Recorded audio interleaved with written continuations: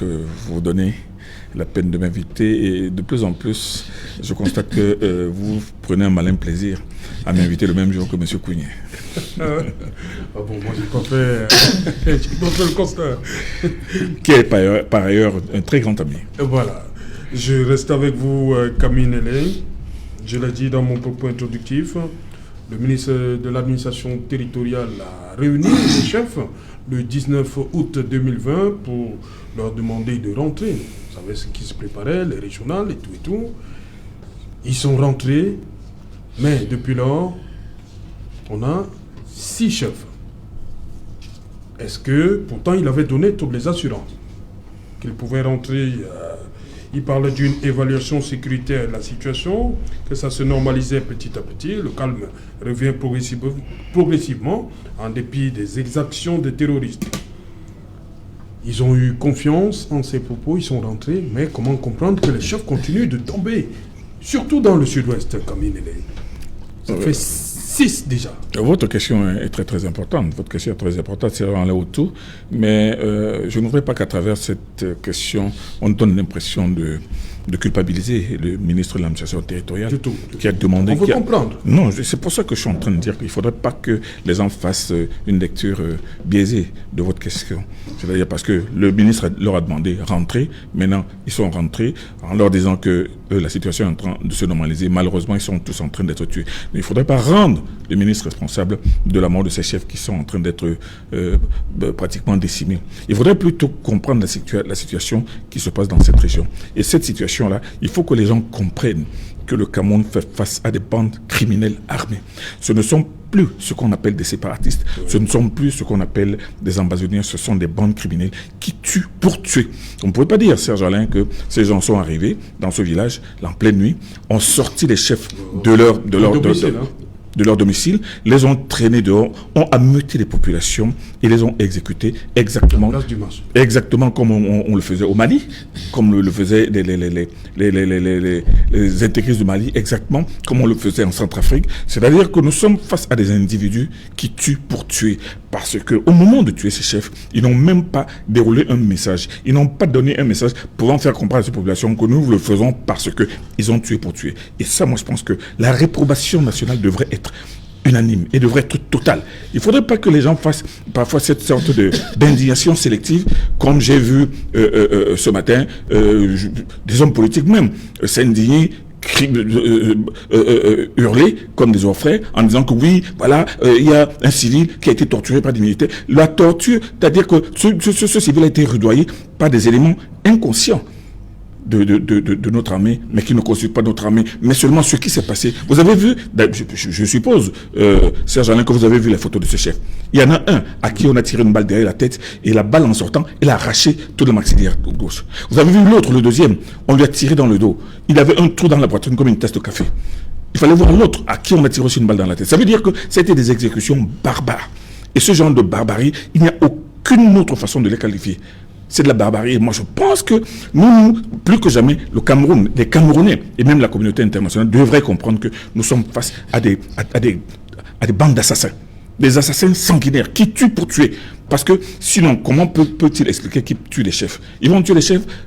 J'ai entendu quelqu'un, j'ai lu quelqu'un dans les réseaux sociaux qui a dit que oui, ils sont en train de lui montrer que les chefs ne doivent pas rentrer ou les chefs ne doivent pas collaborer avec le RDPC. Quand vous êtes chef de votre village, quel est l'individu qui vous empêche d'être le chef de votre village et de rassembler la population et de leur dire que vraiment, rentrez, revenons ici?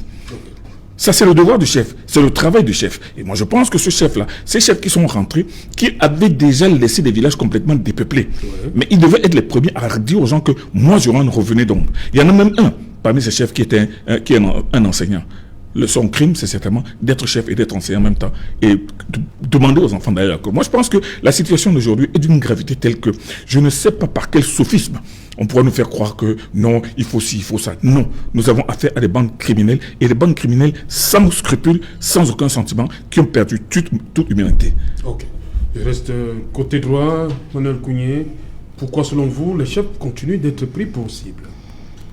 Moi, je crois que rien ne peut expliquer une telle barbarie. Rien ne peut l'expliquer. Et je pense que ceux qui posent ces actes doivent être punis. Ils doivent être identifiés parce que la question que je me pose, c'est que oui, vous avez tué les chefs. Mais est-ce que vous pensez sincèrement qu'après avoir tué les chefs, les populations peuvent être avec vous? Ça, c'est la question. Mais je dis aussi que nous sommes dans une énigme. Dans une énigme terrible. J'ai toujours dit que nous sommes face à des extrémismes. C'est-à-dire que nous sommes pris dans l'étau. Le peuple est pris dans l'étau. D'un pouvoir complètement autiste. Et de l'autre côté, comment dirais-je, d'une rébellion folle. Parce que ce qui souffre au milieu, c'est qui? C'est la population. J'ai entendu M. Nel dire qu'il y a quelques éléments égarés de nos forces de l'ordre qui ont torturé, une personne, un individu. Mais même ça, c'est inadmissible. On ne peut pas accepter ça. Qu'on se mette à torturer une personne de cette manière, de manière grossière, en parlant une langue, la langue que nous tous nous connaissons. Ce n'est pas possible. Vous ne pouvez pas tolérer ça non plus.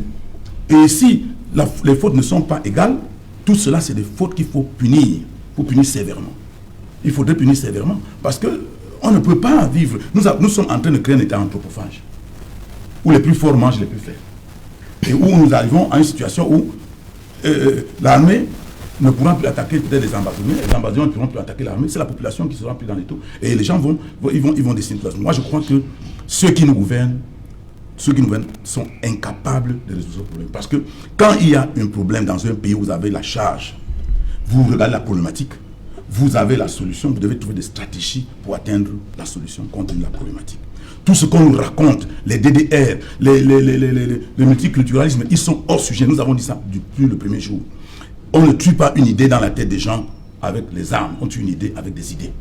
On a dit qu'on doit parler de cette affaire. Mais on sélectionne quelques personnes, on est en train de faire un grand dialogue. Après le grand dialogue, on va trouver la solution, etc. Mais c'est la preuve par neuf que nous ne sommes pas sortis de l'auberge. Nous pouvons qualifier tous ces gens-là de tous les mots.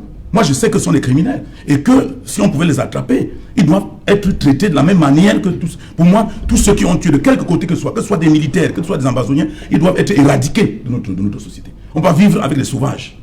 Parce que ce qui se passe, c'est de la sauvagerie. Et je ne peux pas comprendre. Donc, pour moi, je ne tolère rien du tout. Rien du tout quand les gens font...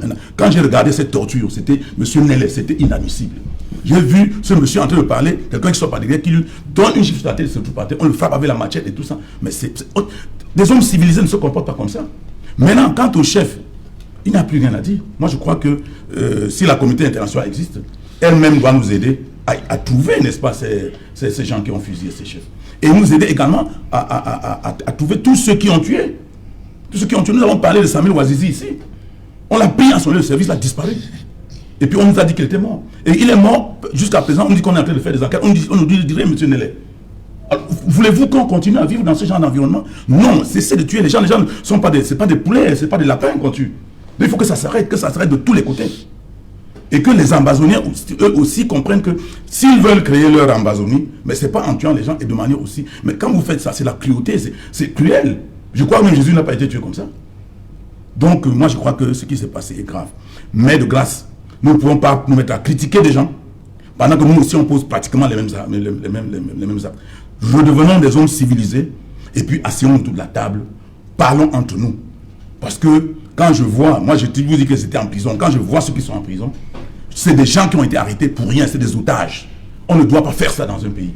Ce n'est pas parce que les gens ont le pouvoir et qu'ils ne peuvent pas gouverner le pays et qu'ils sont au crépuscule, n'est-ce pas, de leur temps, qu'ils vont croire qu'ils vont, n'est-ce pas, fourvoyer tout le monde et puis vous n'allez pas finir le pays.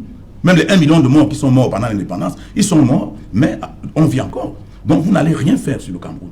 Donc ceux qui sont en train de poser cette acte, que ce soit les ambazoniens, que ce soit des gens qui ont le pouvoir, qui nous laissent tranquilles et qui s'arrangent entre eux pour se mettre assis autour d'une table. J'ai appris que le pape a envoyé quelqu'un dans notre pays qui est arrivé ici. Je suis étonné de constater qu'après son départ, il y a des affaires de cette nature. J'avais d'ailleurs dit que si le pape, le Saint-Siège doit intervenir dans cette crise, je n'étais pas du tout d'accord, parce qu'il fallait qu'il nous donne d'abord, n'est-ce pas, le bilan de ce que Monseigneur Dogmon a fait avec Wandé, parce que justement c'était une affaire plus ou moins semblable, et on pensait que c'était, il jouait les intermédiaires, et après on a fusillé quelqu'un au poteau. Donc, il faut que l'Église catholique nous dise qu'est-ce qui s'est passé en 71 avant de venir se mêler dans nos affaires. Il faut qu'on cherche, n'est-ce pas, des intermédiaires qui vont être des gens sérieux et des gens neutres. Merci. Joseph René Boutouzé, est-ce que vous comprenez pourquoi les chefs, depuis le déclenchement de cette crise, Les chefs traditionnels constituent une cible, on va même dire privilégiée. Ça fait une dizaine déjà, lorsqu'on fait le décompte. Serge Alain, lorsque exécuté même. Lorsque je viens d'écouter M. Kenyé, Kougné. Oui, Kougné. M. Kougné, Manuel Kougné. je suis interloqué, je suis désabusé, parce qu'il commence par dénoncer les forces de défense qui ont torturé un compatriote, mais de façon vicieuse, il mentionne en parlant une certaine langue. Vous voyez, c'est des choses, des déclarations qui sont très dangereuses, parce que c'est ce genre de déclarations-là qui ne peuvent pas faire prospérer la paix au Cameroun. Vous savez, moi, j'ai grandi dans le Cameroun entier. J'ai été au nord, j'ai été au centre, à l'ouest et partout. Je peux dire, vraiment, je suis obligé d'être grossier. Si je dis maintenant, Yumami Pima, ça c'est des expressions que des gens disent dans n'importe quelle partie, ça veut dire, forcément, ça me ramène à une tribu. Si je dis Koutada Adama, non, on ne va pas aller jusqu'à là. Les téléspectateurs nous écoutent. Les mots qu'on écoutait oui. dans la tendre enfance et que les gens avançaient, ça veut dire que ça me fait référence que je suis d'une région spécifique. Il ne faut pas laisser prospérer ce genre de choses. C'est vous qui le dites, je ne l'ai pas et dit. puis, quels sont ces gens qui torturent, ils prennent plaisir à filmer Oui. et à poster et à parler même une langue? Est-ce que finalement même, ce n'est pas une forme d'instrumentalisation, toutes ces choses-là? Moi, j'ai vraiment hâte qu'une enquête soit menée. Peut-être que pour qu'on ne stigmatise pas davantage une région qui est déjà suffisamment stigmatisée, qu'on nous donne les vraies identités de ces personnes. Et qu'on voit enfin si c'est dans le cadre que M. Kenyé veut conduire les choses aujourd'hui, pour dire que ce sont les bêtis qui s'en vont tuer, torturer les gens dans le nord-ouest. Ça, c'est vicieux. Mais c'est vous qui le dites. Non, mais M. Koumé, c'est très vicieux ça. Il faut arrêter ça. Ce n'est pas cela qu'on appelle la liberté d'expression. Parce que vous débordez toujours et ce n'est pas bien. Maintenant, quand vous commencez là, vous voulez opposer les peuples du nord-ouest au peuple des gens qui ont parlé cette langue-là. C'est ça que vous voulez? Je ne comprends même pas celle-là. Donc moi, mais arrêtez ça. Bon, vraiment, lorsque je l'ai dit, oui, je voudrais dire... Pourquoi les chefs sont oui. visés, ciblés? Oui, les chefs sont visés parce que ils sont les représentants de la population. On a eu un débat ici où on a semblé me dire que les chefs dans cette région-là sont sacrés. Si les chefs sont véritablement sacrés dans la région et qu'on les tue de cette façon barbare, c'est pour dire qu'ici, là, nous sommes dans un état de non-droit. Il n'y a plus de droit ici. Donc, ils s'attaquent au cœur de la cible. Parce que les chefs sont sacrés, ils constituent dans le cœur de la cible. Voilà. Parce que lorsqu'on a tué le chef, qui est donc supposé être le défenseur de la communauté, ça veut dire que c'est toute la communauté qui doit se mettre dans la débandade. C'est extrêmement grave. Et je voudrais encore bifurquer rapidement sur l'acte que nous tous nous condamnons, où on a torturé un compatriote en civil. C'est un acte très abominable qui doit être condamné avec la dernière énergie. Mais je voudrais tout de même dire aux gens qui jettent notre armée en pâture aujourd'hui que on a vu plusieurs fois et des reportages et des images où des gens font la justice populaire sur des voleurs. C'est-à-dire que les gens qui crient à la torture aujourd'hui, quand ils arrêtent les gens au quartier, et même ils les torturent, ils les brûlent. Et pourquoi ils le font? Parce qu'ils estiment qu'ils ont été abusé par ces voleurs. Alors quand on accable le voleur, il faut le torturer, il faut le brûler. Les gens le font. Alors, ça peut être le même état d'esprit de ces forces de défense qui sont tués, torturés. Et lorsqu'ils se disent qu'ils tiennent aussi quelqu'un qui a causé la mort à leurs collègues et tout ça, ils peuvent aussi être tentés de faire comme les gens qui brûlent les gens au quartier là, les voleurs, par ce qu'on appelle la justice populaire. Donc c'est un sentiment humain qui n'a absolument rien à voir avec l'armée camerounaise. C'est vrai que ce sont des forces de défense, mais ils sont d'abord des humains, c'est des gens avec lesquels nous partageons le même voisinage. Est-ce qu'il y a un endroit au Cameroun où les militaires vivent et un endroit où le reste des civils vivent? Ces civils sont nos frères, sont nos voisins. Voilà. Donc ils peuvent aussi avoir des sentiments humains. Alors lorsque celui-là a posé un acte répréhensible, il faut que la justice s'en charge. Et ce n'est pas une raison pour qu'on s'en prenne à l'armée du Cameroun. Moi je pense que le ministre Atanganji, qui est un ministre dont le Cameroun a besoin pour le moment, était dans son rôle en demandant au chef de rentrer. Parce que les enfants qui tuent, ce sont les enfants des villages de ces chefs-là. Le dialogue que les gens demandent peut aussi commencer au niveau local. Est-ce que le dialogue est forcément un dialogue national? On espère que des chefs, s'ils sont aimés et respectés par les populations de leur localité, peuvent être des sources de dialogue, peuvent convoquer les jeunes, leur parler, et ces jeunes peuvent aller convaincre ceux qui sont en brousse, et ainsi de suite. Donc moi je pense que on ne peut pas laisser les chefs en débandade dans la République. Mais maintenant, s'attaquer à leur vie, c'est un problème. C'est un véritable problème. Ok. Kamine, justement, les chefs sont rentrés, mais on constate qu'ils sont... On parle déjà d'une 6 depuis ce discours, ils sont attaqués. Est-ce que vous pensez qu'il n'est pas temps de faire quelque chose par rapport à leur protection, comme l'indique la thématique ce soir? Est-ce qu'il n'est pas... Vous-même vous avez dit, ils ont été pris chez eux, ont été extirpés de leur domicile, conduits à la place publique et exécutés. Il faut d'abord ne veut pas renforcer. Il faut d'abord commencer par comprendre le contexte de ces villages du sud-ouest et du nord-ouest qui sont désertés par les populations aujourd'hui. Oui. Les populations fuient parce qu'il y a des gens qui ont pris les armes et qui les tuent. Il y a des gens qui ont pris les armes et qui les rackettent, qui imposent leurs lois, qui mettent toute leur région sous coupe réglée. Ils ne peuvent pas rester. Donc, ces populations ne peuvent pas partir. Maintenant, c'est le chef, qui est le chef de la communauté, qui donne l'exemple en disant que revenez au village, je suis là, moi-même votre chef, je suis là.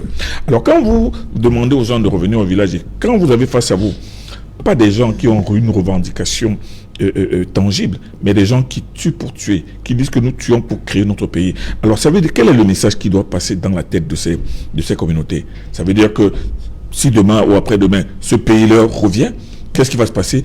Toute personne qui ne sera pas d'accord avec eux sera irrémédiablement et barbairement exécuté. Où est-ce qu'on a vu ça?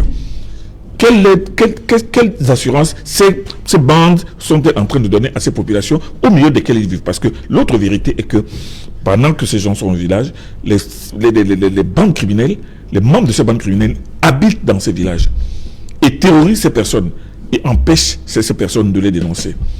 Alors qu'est-ce qui se passe? Dès que les militaires passent, ils continuent à faire leur loi. On est là-bas dans une zone de non-droit. C'est pour cela que si le chef arrive et qu'il commence à donner, à pousser les gens à prendre conscience que c'est votre village, c'est votre terre, n'acceptez pas qu'on vous impose quoi que ce soit. Moi, je pense que le chef est dans son rôle. Maintenant, on ne peut pas dire que ces villages ne sont pas l'armée ou les forces de défense ne sont pas là. Parce que s'il n'y avait pas l'armée et les forces de défense dans ces régions-là, je ne sais pas dans quelle situation nous nous trouverions. Et c'est pour cela que, depuis toujours, cette affirmation de certains hommes politiques naïfs qui disait que non, écoutez, les militaires rentrent dans les casernes et que et déposent les armes, et après les citoyens vont déposer les armes. Vous avez déjà vu ça où? Vous avez vu l'armée déposer les armes face à des gens qui ont pris des armes, des gens qui ne représentent qui n'ont aucune légitimité, prendre, commencer à tirer et sur les militaires et sur les populations et tout brûler, et ensuite vous rentrez dans les casernes, c'est une démission. Donc, si ces militaires n'étaient pas là pour assurer au moins l'existence et l'état debout de l'État, on serait dans quelle situation? On serait comme en Centrafrique. Vous savez, vous revenez de Centrafrique, Sergent Auto, et vous avez vu que les bandes armées tiennent les 3/4 du pays. Du territoire. 3/4 du territoire. Ça veut dire que ce sont ces bandes qui font la loi.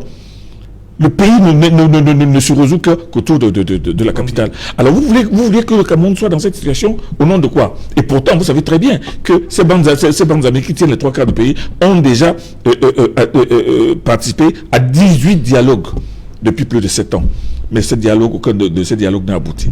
Donc moi, ce que je suis en train de dire, et qu'il faut que les Camerounais comprennent, les Camerounais doivent comprendre que la vérité aujourd'hui, avec ce qui se passe sur le terrain, le Cameroun a affaire à des hordes barbares qui non seulement ne justifient même pas leurs actes meurtriers, terroristes, criminels. Ils viennent, ils tuent pour tuer, et ils tuent pour terroriser, et ils tuent pour tétaniser les populations. Et vous savez très bien que quand on veut revenir, faire une sorte de rétrospective, mon excellent voisin Kougny nous a ramené aujourd'hui à la période du maquis de 1970. Alors, quand il se Dogmo, moi j'ai toujours dit qu'il faudrait que les historiens s'assoient un jour pour nous dire quel est le véritable rôle que Monseigneur Dogmo, évêque de Nkonsamba, a joué avec les maquisards. Parce qu'il a été démontré, il a avoué lui-même qu'il était leur contact avec l'extérieur, il véhiculait de l'argent et des armes et tout. Mais seulement, qu'est-ce qui s'est passé? Pourquoi Monseigneur Dogmo est-il allé chercher Wandier à Bafang et le laisser à Mélon? Et lui est parti à Rome, et Wandier a marché de Mélon jusqu'à Banga à pied. Mais ça, c'est une autre histoire qu'il faudrait que les historiens doivent chercher à comprendre. Et pendant cette période-là, vous savez très bien qu'il y avait des hordes de nationalistes, entre guillemets, qui tuaient les chefs des villages. Vous savez combien de chefs de villages de l'Ouest ont été tués? Tout simplement parce que ces nationalistes, entre guillemets, estimaient que ces chefs étaient des traîtres. Ces chefs-là ne participaient pas à leur cause. Et leur cause, qui disait la libération du Cameroun. Moi, je pense que c'est-à-dire qu'on voit bien que cette situation n'est pas loin de l'autre. Nous sommes aujourd'hui face à des gens qui estiment qu'ils ont une cause, ils doivent libérer un territoire, et toutes les personnes qui ne sont pas avec eux sont des traîtres. Ils doivent les tuer. Alors, on est donc dans quel état? Nous sommes dans une situation de barbarie telle que l'État ne peut pas estimer que les gens qui sont face à nous, nous devons discuter avec. Vous discutez avec quelqu'un qui ne dit même pas pourquoi tu es des villageois. Il vient, il tue, il s'en va, il disparaît. Donc moi je pense que nous devons, les hommes politiques doivent prendre conscience de la réalité et arrêter de crétiniser les populations en déroulant un discours sirupeux. En réalité, qui n'est pas là pour démontrer la gravité de la situation du Cameroun aujourd'hui. Le Cameroun n'est plus très loin, du moins certaines parties du Cameroun, pas le Cameroun. Le Cameroun n'est plus très loin de certaines parties, n'est pas très loin de ce qui s'est passé en Centrafrique avec les anti-Balaka qui massacraient les gens avec des machettes. Ce qui se passe dans le sud n'est pas très loin de ce qui se passait au Rwanda, où les gens tuaient pour tuer. Donc moi je pense que nous devons arrêter de regarder les choses derrière notre petit doigt. Et nous devons nous dire que qu'est-ce qui se passe, mais que peut-on faire? Et qu'on arrête de dire que l'État doit faire quoi? L'État c'est qui? L'État c'est nous, l'État c'est les chefs, l'État c'est les populations. Ces populations qui ont le devoir de dénoncer ces criminels qui vivent parmi elles, qui les torturent quand les militaires sont partis et qui continuent à les supporter parce qu'ils sont sous le régime d'une sorte de terreur, telle qu'ils se disent que quand des villageois voient comment on a exécuté leur chef, ils n'ont plus de chef. Ils vont faire même comment pour avoir un autre chef. Les gens ne se posent pas ce genre de questions. Nous sommes dans une situation extrêmement grave. Oui. Et cette gravité doit interpeller les hommes politiques. Les hommes politiques qui doivent laisser les discours sophistes pour dire que, mais au fait, que faisons-nous?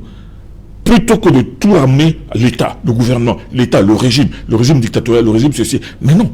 Nous sommes face à des criminels qui ivres de sang, Et moi, je pense que nous devons non seulement tous... Mais Kamine, les politiques, hein, il a encore dit, Emmanuel Kounié sur ce plateau, que le dialogue, rien que le dialogue. Le dialogue.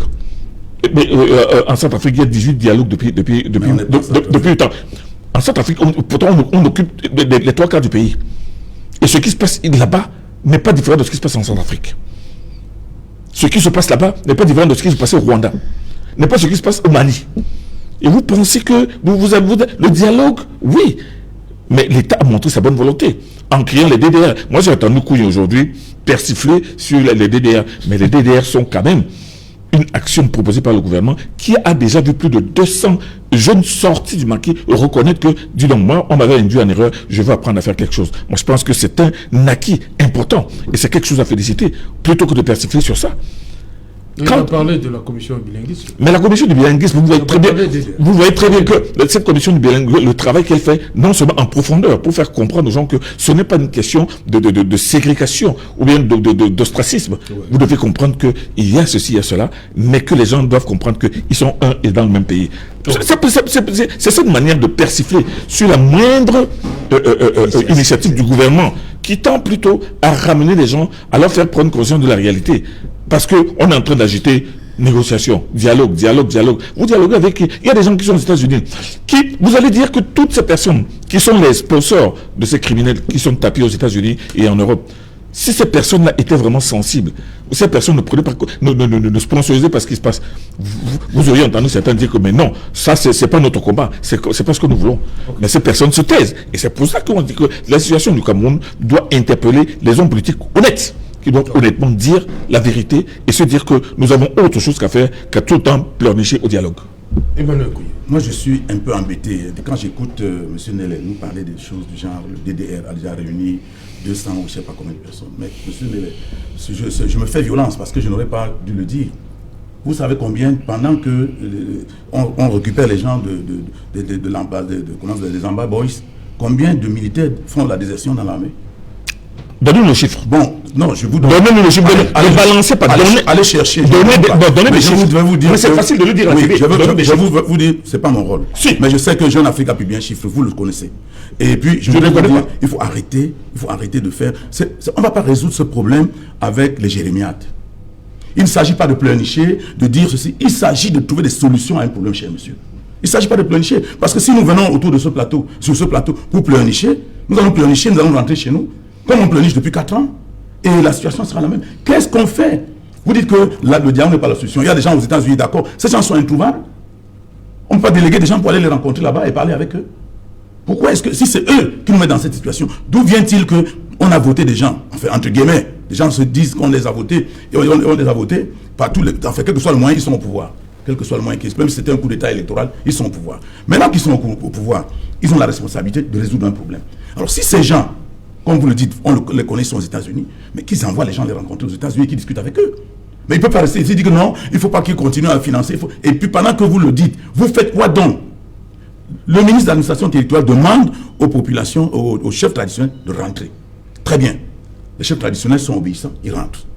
On dit, bon, la situation, ça arrange déjà, on pense que ça va aller.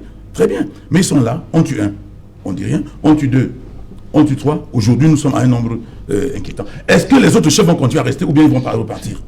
Quelle est la solution à ces gens-là? Et puis, vous ne pouvez pas dire que vous êtes en train d'assurer la sécurité des gens quand votre propre sécurité n'est pas assurée. Soyons quand même réalistes. Donc, si ceux qui nous gouvernent constatent que le pays est hors de portée pour eux, mais qu'ils dégagent, qu'ils disent aux Camerounais, nous n'en pouvons plus et qu'ils s'en aillent. Il n'y a pas une seule personne qui peut gouverner le Cameroun parmi 30 millions de personnes. Pourquoi vous pensez qu'une seule personne peut gouverner le Cameroun? Donc, si ils sont dépassés par les événements, la réaction la plus juste, la plus honnête, c'est qu'ils nous disent que nous n'en pouvons plus. Que de venir, n'est-ce pas, faire des lamentations et des calculs de probabilité, si on fait ci, si on fait ça. Ce n'est pas la probabilité. Il s'agit de dire des choses claires et s'appuyer sur tout doit être factuel. Parce que les faits sont têtus, les faits sont là. Et nous n'acceptons pas que ça se passe ainsi. On a dit tout à l'heure que ce sont les enfants, M. Moutouzé a dit que ce sont les enfants de ce village. Et si les chefs sont aimés, alors des choses comme ça ne peuvent pas arriver. Mais l'ennui, c'est que nous voyons tout le contraire. Est-ce que les chefs sont aimés? On ne peut pas répondre. Est-ce que ce sont les enfants du village? Peut-être. Mais ce qui est sûr, c'est que ce sont les gens, tous sont des gens là-bas. Et vous ne pouvez pas dire que chez nous c'est mieux, parce que quand on regarde le nombre de réfugiés, le nombre de déplacés, c'est énorme, cher monsieur. On ne peut plus continuer. Moi, je pense que ce régime est en train de penser que la crise anglophone va s'arrêter avec eux. Moi, je crois que c'est ce qu'ils ont en tête. Parce qu'en réalité, rien n'est classable. Ils ne nous montrent pas la direction vers laquelle on va aller pour se trouver. On se serait attendu. Quand ils ont dit le grand dialogue, ils ont invité les gens, ils ont invité les gens qui avaient des mandats d'arrêt sur eux, etc. On a dit, ok, c'est une bonne chose, allez-y. Ils ont fait le grand dialogue, ils ont dit qu'ils avaient des résolutions. Ils ont dit qu'il y avait le statut spécial. Ils ont sorti tout un tas d'histoires et ils sont allés aux élections où ils ont dit qu'on n'a pas voté dans le Nord-Ouest, après ils ont repris les élections, n'importe quoi. Et par la suite, on a mis les conseils régionaux, etc., etc. Mais rien ne change. Mais cher monsieur, ça veut dire en clair que le processus que vous avez pris n'est pas le bon. Quand on prend une mesure et elle ne donne pas de résultats, on change de mesure. Il faut changer de méthode. Cette méthode, et vous persistez, quand M. Atangandji dit au chef de rentrer, il dit qu'il y a la sécurité et que ça se passe comme ça. Ça veut dire qu'il s'est trompé. On ne peut pas dire autrement, il s'est trompé, il a donné une fausse information et les conséquences, c'est que les chefs ont été tués. Il devait s'assurer que ça devait se passer autrement, puisque ce n'est pas une fois, ce n'est pas deux fois, ce n'est pas trois fois, c'est à plusieurs reprises. Et puis, si nous ne faisons rien, Dieu nous prouve que ça ne va pas continuer. Donc il faudrait que ceux qui nous gouvernent se remuent un peu et qu'ils prennent la responsabilité qui est la leur. S'ils pensent qu'ils sont en train de gouverner le Cameroun, ils ne peuvent pas gouverner un pays qui se déchiquette dans tous les sens. Et on nous dit non, qu'est-ce que le gouvernement doit faire? L'État c'est nous. Comment vous pouvez dire que l'État c'est nous? L'État c'est nous quand les gens ont dit qu'ils ont plus le pouvoir, ils sont en train de gouverner, ils ont tout le budget de l'État entre leurs mains, ils font tout, c'est eux qui envoient les militaires, c'est eux qui décident qu'on va régler le problème par la guerre. Nous on dit que la guerre ne peut pas être la solution, ils disent non, on va aller par la guerre. Et aujourd'hui on se trouve dans cette situation, vous nous dites que non, c'est tout le monde qui est responsable. Qui a déclenché la guerre? Vous allez répondre vous-même. Mais tout le monde sait qui a déclenché la guerre. Oui, permettez. Sauf vous peut-être. Joseph René Mboutouzé. Oui, je pense qu'il faut peut-être encore bien expliquer ce qui crée la crise dans le Nozo pour que les gens ne se perdent pas. C'est qu'il y a dans ces régions un groupe de personnes qui ne veulent plus appartenir à l'État du Cameroun, la République du Cameroun. Ils veulent créer leur État qu'ils appellent l'Ambazonie. Alors, quand ils veulent créer leur État qu'ils appellent l'Ambazonie, toute personne qui n'est pas d'accord avec eux est un ennemi, est un étranger. Ne sont leurs frères que ceux qui sont d'accord avec eux sur la partition du Cameroun. Donc, que vous soyez son frère de même mère, si vous respectez l'ordre institutionnel camerounais, vous n'êtes plus son frère, vous êtes un Camerounais. Et ils sont décidés à tuer tous les Camerounais. Et moi, ça m'étonne lorsque des Camerounais justifient le fait que des gens ils disent qui tuent tous ceux qui sont Camerounais, rien à voir avec les liens de sang. C'est-à-dire que ne sont Camerounais ceux qui ne sont pas d'accord avec la sécession. Dès que tu n'es pas d'accord avec la sécession, tu es un Camerounais et ils doivent te tuer. Je mets Kounia qui chante même les louanges de ces terroristes-là maintenant, mais qu'il aille dans une forêt là où il se trouve, ils vont le capturer, ils vont le tuer. Toi, tu as dit qu'il n'y a pas de guerre. Mais ce n'est pas ça qu'on appelle la guerre. Tu as dit qu'il n'y a pas de guerre là-bas. Ce n'est pas ça qu'on appelle la guerre. On t'a envoyé là-bas, tu ne veux pas. Ça, c'est une guérilla, monsieur. C'est une barbarie. Pardon, là-bas. Et je mets monsieur Kounia à défi. Que Kounia, Mamadou Mouta,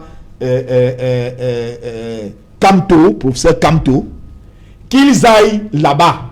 Parce que ces gens-là savent qu'ils sont des Camerounais, ils vont les tuer comme ils veulent tuer tous les Camerounais. Monsieur Kougnalé là-bas, s'ils vous prennent, même si vous venez de les applaudir, de chanter leur louange, ils vont vous tuer, ils vont vous décapiter. Parce que eux, ils sont ambazoniens et vous êtes Camerounais. Et ils veulent tuer tous les Camerounais qui vivent dans la zone là. Et je vous précise bien, pour eux, même si vous êtes sortis du même membre, si vous manifestez seulement la reconnaissance actuellement à la République du Camerounais, vous êtes quelqu'un qui doit abattre. Et c'est pour ça qu'ils abattent leur chef. C'est pour ça qu'ils abattent leur mère. Ils abattent leurs frères. Ils abattent tout le monde. Ils abattent même les enfants qui vont à l'école. Quand ils sont allés abattre les enfants à Kouma, le 24 octobre, vous croyez que c'est parce que ces enfants leur devaient quelque chose ou bien les parents de ces enfants leur devaient quelque chose? C'est que ces enfants, parce qu'ils fréquentent l'école qu'ils estiment qu'actuellement, c'est le système scolaire du Cameroun, ils deviennent les ennemis et ils doivent les tuer. Ils veulent tuer tous les Camerounais. Donc, ce que vous faites là, en croyant que vous êtes très sentimentaliste, vous trouvez qu'on ne doit pas combattre ces gens, il faut dialoguer. Vous allez dialoguer avec quelqu'un qui dit que vous n'êtes, qui n'est pas votre frère. Vous allez faire comment même pour dialoguer avec eux? Allez, monsieur Koumien, dites, allez là-bas et revenez, allez les rencontrer et revenez. Si vous y arrivez, ils vont vous capturer et ils vous tueront. Je peux dire un mot. Oui, allez-y. Oui, je voudrais dire à M. Moutouzé que ce qui se passe au Cameroun n'est pas... nous n'avons pas créé le monde. Au Congo de Zaïre, il y avait Banya Moulengue qui disait qu'il voulait la sécession. Il voulait la sécession. La bataille, c'était qu'il voulait la sécession. Et Banya Moulengue venait d'où? Il faut pas, Le problème n'est pas là. Il ne faut pas balancer les têtes. Il voulait la sécession. Est-ce que c'était des Congolais? Il voulait la sécession. Est-ce que Banya Moulengue sont des Congolais? Est-ce qu'il voulait la sécession? Non, je pose une question. Mais ceux-là sont des... Mais s'ils ne sont pas Congolais, comment ils veulent la sécession? Mais s'ils sont des Congolais. Vous dites que ce sont les Ambazoniens. Ils ne sont pas des Camerounais. Écoutez, ne venez pas laisse-moi dérouler. Pourquoi tu m'appelles? Nel, lui ne veut pas que je m'explique. Parce qu'il sait qu'il n'aura pas d'argument. C'est l'heure du journal, c'est l'heure du journal. Je vous en prie. On va revenir après le journal. Bonsoir Cédric, comme menu ce soir. Bonsoir Serge Alain, bonsoir à vos invités. Ce soir, c'est une enquête exclusive qu'Equinox vous propose sur des scènes de torture décriées dans une brigade de gendarmerie située au lieu dit PK14 à Douala, là où un agent de sécurité âgé de 35 ans y a passé 2 jours, où il a été bastonné et molesté selon sa famille. Quelques heures après avoir été libéré, il a succombé à ses blessures. Que s'est-il réellement passé entre le jour de son arrestation et sa garde à vue? Élément de réponse dans une enquête exclusive à suivre dans le journal de 20h. Nous parlerons également de l'économie dans ce journal.